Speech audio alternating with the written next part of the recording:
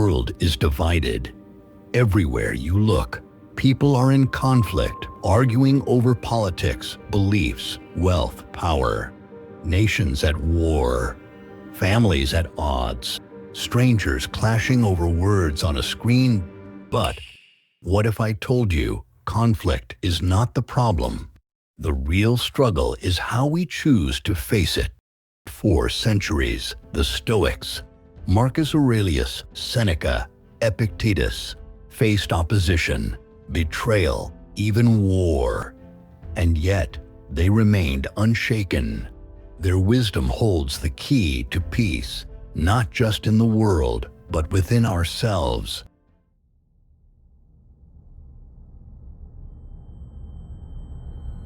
Conflict is as old as time itself.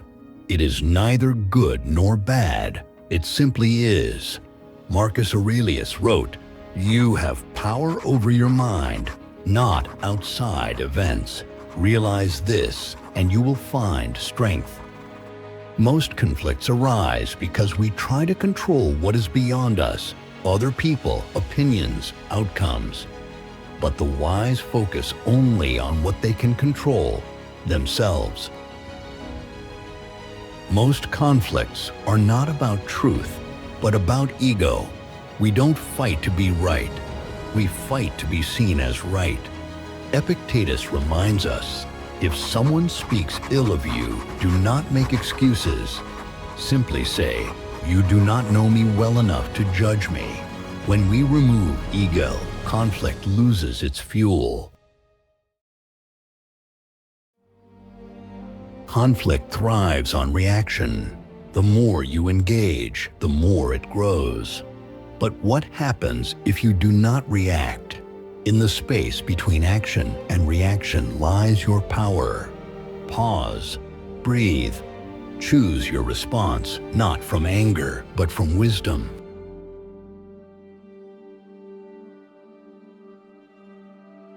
A wise person does not fight the storm. They rise above it. What if conflict is not an attack, but a lesson? Marcus Aurelius asks, does what happened prevent you from acting with justice, generosity, self-control, sanity, prudence, honesty, humility, straightforwardness?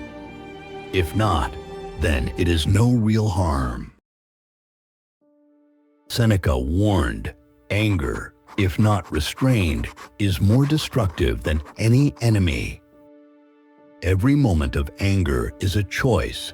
Will you give your peace away, or will you guard it? Silence is not weakness, it is strength. A fool shouts to win. The wise remain quiet to understand. Not every battle is worth fighting. Choose your peace over your pride. Most people listen to reply, not to understand.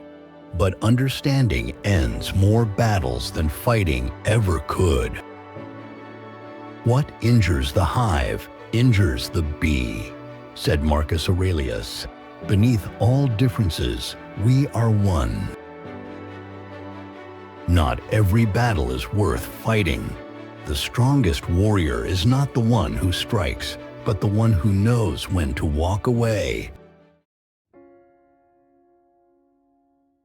The internet has turned conflict into a sport, but ask yourself, will arguing with a stranger online change the world?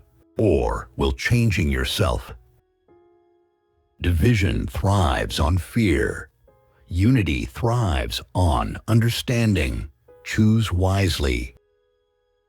The world does not need more noise. It needs wisdom.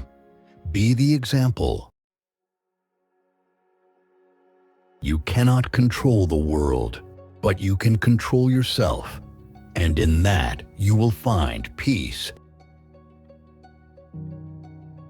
In every conflict, ask, what would the wise do? Choose patience, choose virtue. The world is divided, but you don't have to be. Division is easy. It requires no effort to pick a side, to label others as enemies, to see the world in black and white. But wisdom is not found in extremes. It lives in understanding, in patience, in the willingness to see beyond yourself.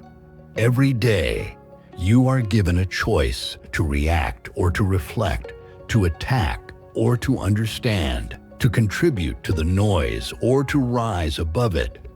Most people will choose the easy path.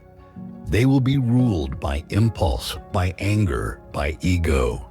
But you are not most people. You have the power to break the cycle.